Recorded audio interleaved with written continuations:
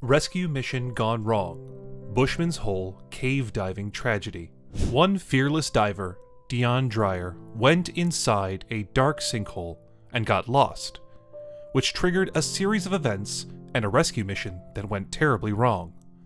To recover his body so that his family might get the needed closure, a team of divers went inside the heart of darkness, only to fail and lose one of their own.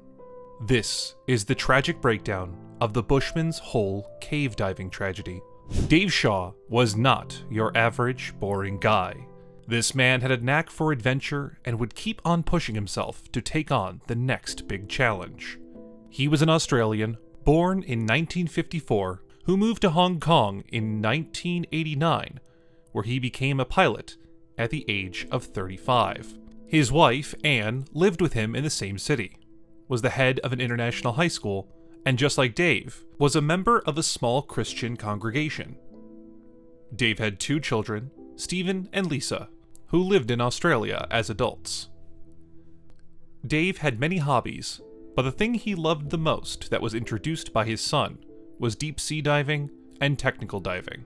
He was also extremely experienced and set a rebreather cave record of 597 feet in Kamadi Springs, while the only backup he had was his supportive wife. Dave also had his very own website, where he used to upload his dive reports, and the motto of the website is, "Where there is a will, there is a way." Shortly before his death, he wrote this on his website: "To be where no other man has explored before is the ultimate, in his opinion." It seems that to achieve that goal, greater depths are becoming a must. On October 28th, he decided to dive into a location called Boesmansgat, or Bushman's Hole, that you call in English. And it was there that he discovered something truly frightening. The Bushman's Hole is an underground cave located at Mount Carmel Farm in the Northern Cape province of South Africa, near a town called Kuruman. This cave is extremely remote, yet it attracts a lot of divers, the first being Mike Rathborne back in 1977. This cave is famous because it looks like a huge sinkhole that is covered by a layer of duckweed and is extremely deep, reaching a depth of 282 meters. Even though it doesn't look like it, the entrance to this cave is rather narrow because it's filled with water that is thousands of years old, and the entrance is surrounded by sharp rocks on all sides before opening into a chamber-like shape. This entrance is described more like a claustrophobic oversized puddle that you have to push through, but once you do, it's very rewarding. Those who go inside this cave put their lives in immense danger, describing this cave as the darkest cave you'll ever encounter, and trying to navigate without any kind of light source is both impossible and dangerous. Dave Shaw went inside this cave, and during the 9 hours and 40 minutes he was down there, he was able to break multiple records, which were depth on a rebreather, depth in a cave on a rebreather, depth at altitude on a rebreather, and depth running a line. But then, just when he was about to go back up, he found the body of another diver who went in roughly 10 years before him. The Bushman's Hole is no joke and is incredibly dangerous because back in 1993, a diver named Eben Leiden decided to dive down, but at around 60 meters down, he blacked out. Even though his diving buddy Bo Tai Shun was there and did manage to bring him to the surface, he was too late. When brought up, Leiden was unresponsive and pronounced dead. Then, in 1994, a 20-year-old South African professional diver, Dion Dreyer, was invited by another famous diver, Nuno Gomes, to join him in an adventure of a lifetime. Just 2 weeks before the group could set out, tragedy struck and Dreyer lost his grandfather. During the time the family gathered around, Dion's father, Theo, recalls what his son said. He said if he had a choice of how to go out in life, he'd like to go out diving. But who knew what he said was going to come true? On December 17th, Nuno's team set up the conditions to deep dive the following week, and went for a practice dive inside the cave to explore the water and prepare for what's to come ahead. Somewhere down there at around 50 meters from the surface, the team lost Dreyer. The team, however, kept on searching for Dreyer, but he was just nowhere to be found. Ultimately, the team gave up and concluded that Dreyer probably lost consciousness due to oxygen toxicity, or a condition called hypercapnia, which happens when your body fails to exhale carbon dioxide out of your body, and you start building it up in your blood instead.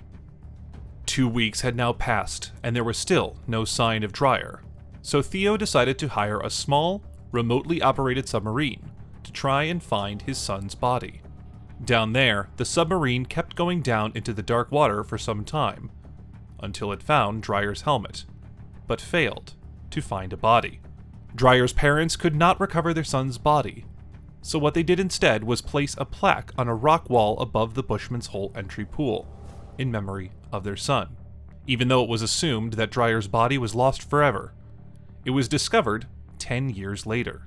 After Dreyer lost his life, Nuno Gomez was the one who held the record of the deepest cave sea dive, only to be beaten by Dave Shaw, who discovered Dreyer's body. When Shaw was going down Bushman's Hole and found Dreyer's body, he tried to identify the body at first, because it had decayed to the point of just bones and carcasses inside a dry suit. Shaw tried to recover it and take it with him, but the only issue was that the body was embedded in silt and wouldn't budge, making him put in more effort. Because of his efforts, his body was consuming oxygen at a faster level, and it was just a matter of time until the oxygen hit critical levels, making Shaw swim back up to the surface. Shaw was not ready to die down there, but he did manage to attach something to the remains, and headed up to the surface to make it easier to find the body later. When Shaw came back up, he had a grim look on his face, and made it his mission to recover the body of Dion Dreyer. Shaw could understand the pain a parent goes through by losing a young child. He quickly got in contact with Dreyer's parents and told them about what he had just found, promising them to go down there to retrieve the body for them. He said, "Any person who has lost a child is full of hurt, and I just hope that we succeed so that Dion's parents can begin a new phase of their lives. I am quietly confident that we will bring Dion to the surface. But if I feel something is not right, I will abort the attempt. If anything goes wrong at this depth, it goes very wrong." Shaw, keeping his word, assembled a team of expert divers and was the one to go down that depth himself. His plan was that each diver would be stationed to check up on him at particular depths from time to time, while he would swim all the way down to wrap the body inside a body bag and return with it. The plan was supposed to be simple and easy, but then, things went haywire. Shaw, with a group of 25, headed to Bushman's Hole on the 8th of January, 2005. The team had arrived at the hole by 6 a.m. and got to work while it was still cold and dark. To document his heroic dive, Shaw decided to attach himself to a camera so that he could record the whole thing. Apart from the team being stationed at different points inside the cave, there were emergency supplies set in place just in case someone's breathing supply failed, and the only instruction to the team by Shaw himself was that if something went wrong, no one would follow and risk their own life. The mission started, and Shaw, who was carrying 6 cylinders with him, had finally reached 250 meters down the cave. On the surface, these cylinders made it hard to move, but underwater, Shaw was weightless. Shaw finally found Dreyer's corpse waiting for him to be rescued. He tried to get Dreyer's remains inside the body bag, but something very unexpected happened. While he was trying to move Dreyer's remains, the body started to float, and it turns out that because the body had been down there for so long, it started turning into adipocere, which is a wax-like organic substance formed by the body fat in remains when it's exposed to moisture. If you think pushing a body inside a body bag with just one hand is hard enough, imagine the body moving continuously inside the surface of water. This challenging condition forced Shaw to put his torch down and use both of his hands to get the job done. Don Shirley, a support diver, was waiting for Shaw just in case he needed any help, because usually, when a diver feels like they're in trouble and might need help, they flash their torch to get the attention of their support diver, making it easier for the support diver to find them. Shirley dived 14 minutes after Shaw did. The plan was that Shaw was supposed to get the body inside the bag in 5 minutes, and should have been on his way back. but Shirley saw no sign of him. Shirley decided to investigate and was expecting some kind of light, but got nothing, so he decided to keep going down when he suddenly saw a light beam from Shaw's torch. The only issue was that the beam was still, and there was no movement, which is a huge red flag. Then, out of nowhere, his own breathing apparatus malfunctioned, and he started throwing up, which is a sign of serious decompression. He was forced to leave Shaw down there and go back up because his own life was in danger now, and while going up, he lost consciousness. Luckily, he was found and brought back to the surface by another diver. 3 days had passed and Shaw was declared dead. The dive team decided to go back underwater and recover the supplies they lost during the mission. When they went back in, the team found both Dave Shaw and Dion Dreyer. They tried to recover the bodies and bring them to the surface, but they failed, and had to abandon the bodies to save their own lives. The bodies, on the other hand, were discovered when the lines got pulled, causing the bodies to float up to the surface. The camera that Shaw was using to record his mission was extracted, and the video inside it was examined. This video is said to be extremely eerie and heartbreaking, making it hard for people to watch Shaw's final moments inside the cave. But it did show what happened to the unlucky diver. It turns out that somehow the lines from Shaw's torch and the body bag got entangled with each other, catching Shaw right in the middle as Shaw tried to get free. In a moment of panic, and his efforts to free himself, Shaw started using much more oxygen than he could afford to spend, and researchers found out that because of the high pressure down there, Shaw suffered a respiratory issue. Don then informed the team that Dave had been left down there and was unable to ascend. Rescue efforts got underway right away. Although the authorities helped them, it took them around 40 hours to remove Dave's body from Bushman's hole. When they raised his body, he was already dead. The rest of the team left their gear behind and headed home after hearing the shocking news. Upon returning to retrieve it, they began pulling up the line and discovered Shaw and Dreyer's bodies attached to it as it approached the surface. Basically, Shaw had been attached to this line, and he had managed to free Dion before he had passed, said Mr. Ballin. And so when they pulled the line, both of them were freed, and they floated to the surface. Shaw's last moments were examined by the team using the camera still affixed to his head. They deduced that he was most likely suffering from nitrogen narcosis, a condition that causes intoxication and disorientation in deep divers. Even though the story ended in the most terrible way imaginable, Shaw is still admired for his bravery and for giving the Dreyer family some much-needed closure. Bushman's Hole is the unlucky site where Don Shirley not only lost his friend, but also suffered permanent damage that impaired his balance forever.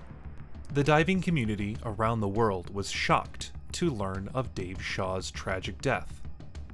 The deaths of Dave and Dion both acted as a warning about the dangers and hazards associated with deep water diving. Their stories continue to serve as a warning to divers, making them put safety first and never undervalue the dangers of the underwater environment. Many people are still fascinated by the tale of the Bushman's Hole catastrophe. It is also a reminder of the frailty of life and the harsh realities of the underwater world. And it is a monument to the attraction of exploring the uncharted depths of our planet. Thoughts of your next big adventure should bring back the echoes of this story. Let this horrific incident of the Bushman's Hole cave mishap serve as a roadmap to help you find a route that balances safety and adventure. There's a big world out there just waiting to be discovered, but the only people who can fully appreciate its detail are those who respect its vastness. So before you dive into the heart-pounding world of adventure, take this tragic story as a warning. While adventure is great, it's important to recognize the risks. So before you take that daring leap, pause and think. Triple-check your gear, think of the potential hazards, and maybe go for a path that's a tad less perilous. Remember, it's wiser to live to share your epic tales than to become a cautionary story. What do you think about the Bushman's Hole incident? Let us know in the comments section below. If you enjoyed today's video, then make sure to leave us a thumbs up, and do not forget to subscribe to our channel and click on the bell icon to be always updated with the most exciting content as soon as it's uploaded. Thanks for watching. See you again soon in another video.